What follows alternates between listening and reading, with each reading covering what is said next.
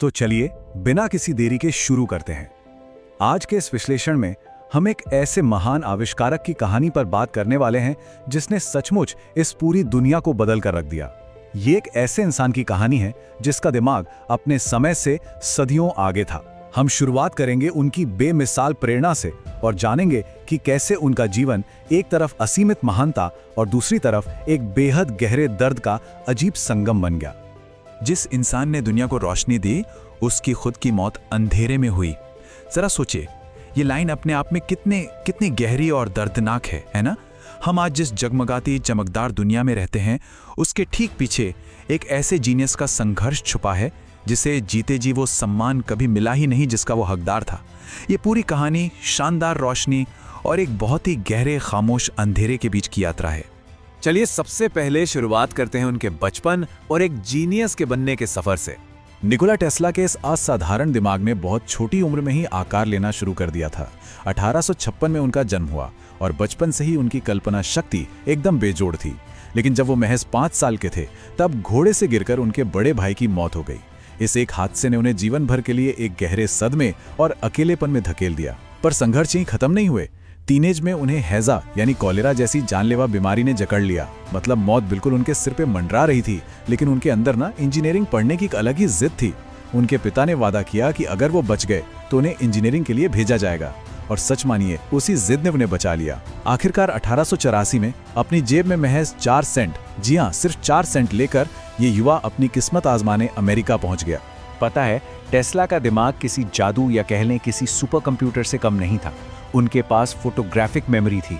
मतलब वो किसी भी कॉम्प्लेक्स 3D इंजीनियरिंग डायग्राम को पूरी तरह से अपने दिमाग में ही विजुअलाइज कर लेते थे। असल में मशीनें बनाने से पहले ही वो दिमाग में उन्हें चलाकर टेस्ट कर लेते थे और इंटीग्रल कैलकुलस जैसी मुश्किल गणित चुटकियों में दिमाग में ही सॉल्व कर देते थे। उनकी इस असाधारण क्षमता को देखकर उनके कॉलेज के प्रोफेसर्स को लगता था कि बंदा पक्का चीटिंग कर रहा है। लोग उन्हें अजीब समझते थे, लेकिन असलियत में वो एक अकल्पनीय जीनियस थे। अब आते हैं उस दौर पर जिसने इतिहास रच दिया, जिसे वॉर ऑफ करेंट्स या टेस्ला बनाम एडिसन की लड़ाई कहा जाता है। न्यूयॉर्क शहर में कदम रखते ही इतिहास की सबसे मशहूर दुश्मनी की शुरुआत हुई। शुरुआत में टेस्ला ने थॉमस एडिसन की कंपनी में काम करना शुरू किया। एडिसन ने उन्हें एक चैलेंज दिया और वादा किया कि अगर टेस्ला उनके जनरेटर्स के डिजाइन को सुधार देंगे तो वो इनाम में उन्हें $50,000 देंगे। टेस्ला ने दिन रात एक करके वो नामुमकिन सा काम पूरा कर दिखाया, लेकिन जब पैसे मांगने की बारी आई तो एडिसन ने उन्हें खाली हाथ लौटा दिया, ये कहकर कि अरे टेस्ला, तुम अमेरिकन जोक नहीं समझते। इस भयानक धोखे से टेस्ला इतने आहत हुए कि उन्होंने तुरंत एडिसन की कंपनी छोड़ दी। असल में इन दोनों के बीच की जो असली लड़ाई थी वो तकनीक की थी। एक तरफ एडिसन का डीसी यानी डायरेक्ट करंट था, जो सिर्फ कुछ ही दूरी तक जा सकता था और उतना कारगर नहीं था, और दूसरी तरफ था टेस्ला का विजन, एसी यानी ऑल्टरनेटिंग करंट। ये लंबी दूरी तक बिना एनर्जी खोए बिजली पहुंचा सकता था। एडिसन ने एसी करंट को बदनाम करने के लिए बहुत सी गंदी चालें चली, यहां तक कि जानवरों को करंट लगाकर मारा ताकि पब्लिक में खौफ पैदा हो।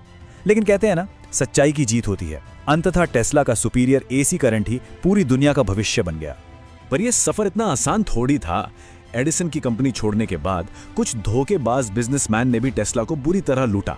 एक ऐसा वक्त भी आया जब पूरी दुनिया को रोशन करने का सपना देखने वाले इस महान साइंटिस्ट को अपना पेट पालने के लिए दिन के $2 की दिहाड़ी पर सड़कों पर गड्ढे खोदने पड़े। लेकिन उनका लचीलापन गजब का था। उन्होंने हार नहीं मानी। आखिरकार जॉर्ज वेस्टिंगहाउस नाम के एक इन्वेस्टर ने उनके विजन को समझा और दोनों ने मिलकर सच में पूरी दुनिया को जगमगा दिया। खैर, अब उनकी लाइफ के उस फेज में चलते हैं जहां उनके आविष्कार सच में समय से बहुत बहुत आगे थे। टेस्ला की महानता का पीक वो था जहां उनके आइडियाज आज के एडवांस साइंस फिक्शन फिल्मों को भी पीछे छोड़ देते हैं। जरा इन अविश्वसनीय विचारों पर गौर कीजिए। थॉट कैमरा, सोचिए एक ऐसा डिवाइस जो आपके दिमाग की तस्वीरों को एक स्क्रीन पर प्रोजेक्ट कर दे। या फिर डेथ रे और आर्टिफिशियल टाइडल वेव। विश्व युद्ध में लाखों लोगों को मरते देख टेस्ला अंदर तक दहल गए थे। पता है, उन्होंने एक खतरनाक हथियार किसी को मारने के लिए नहीं, बल्कि देशों को इतना सुरक्षित बनाने के लिए डिजाइन किए थे ताकि फ्यूचर में कभी कोई युद्ध ही ना हो।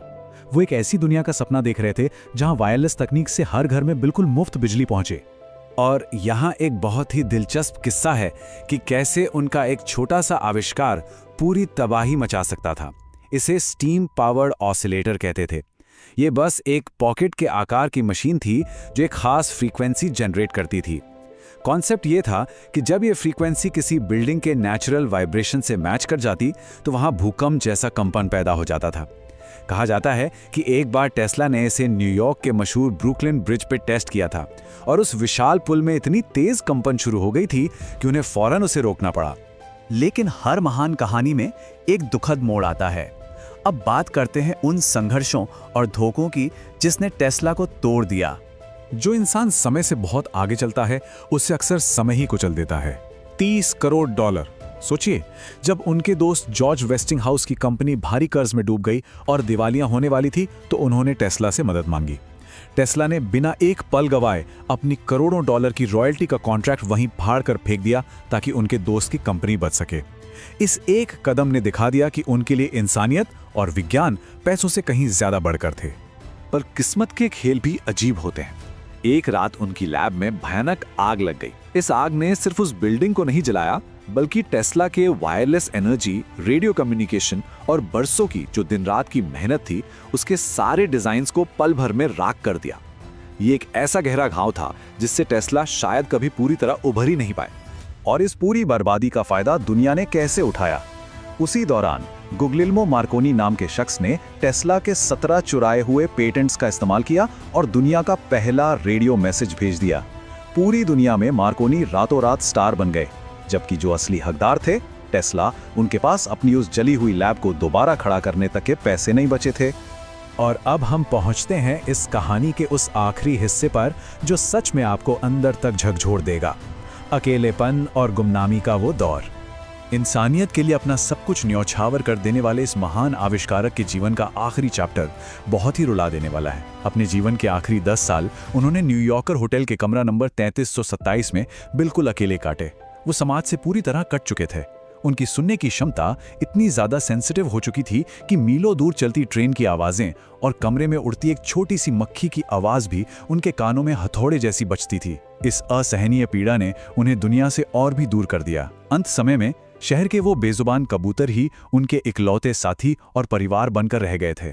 तो यहाँ सोचने वाली बात यह है कि जिस इंसान के नाम पर 300 से ज्यादा पेटेंट्स थे, जिसने हमारी इस मॉडर्न दुनिया को रोशनी दी, वो अपने जीवन के आखिरी दिनों में इतना गरीब हो चुका था कि एक होटल का मामूली सा बिल तक नहीं चुका सकता था। 1943 में पूरी दुनिया को बिजली से रोशन करने वाला आधुनिक युग का ये पितामह गरीबी, अकेलेपन और गुमनामी के उस गहरे अंधेरे में हमेशा के लिए सो गया। ये पूरी कहानी हमें एक बहुत ही गहरे सवाल के साथ छोड़ जाती है। क्या हम या ये पूरी मानवता कभी उस भारी कीमत को समझ पाएगी जो एक अनसुने जीनियस ने हमारे लिए चुकाई है? अगली बार जब आप अपने घर में किसी लाइट का स्विच ऑन करें ना, तो एक पल के लिए याद जरूर कीजिएगा कि उस एक रोशनी के पीछे उस महान इंसान का पूरा जीवन राख हो गया था, जिसने हमारे कल को रोशन करने के लिए अपना खुद का आज अंधेरे में बिता दिया। सोचने वाली बातें हैं ना? खैर, इस सफर में मेरे साथ बने रहने के लिए बहुत बहुत शुक्रिया।